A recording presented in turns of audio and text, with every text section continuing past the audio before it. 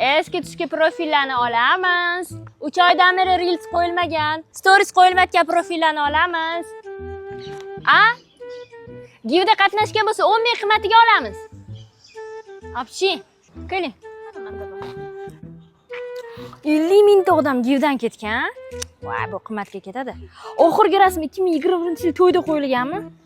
Voy, pozor. Mana, obunachilaringizni filtrlang. Hammasi yaxshi bo'lib ketadi. Menda ham bor. Hayo. Kontentlarni qarang. Men keraksizman, menga yordam bering. Yaxshi, chetasi bo'ladi. Kontentlarni yig'ib turib, keyin chiqar. Hammasi yaxshi bo'ladi. Menda ham bor. Qani? Upakovkada 19.97, endi kapshonkali bo'lami?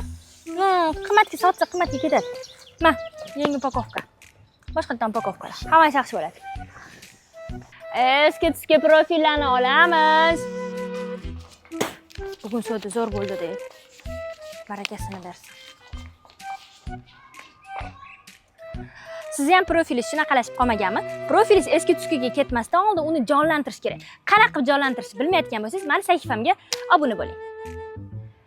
Eski tuski profillarni olamiz.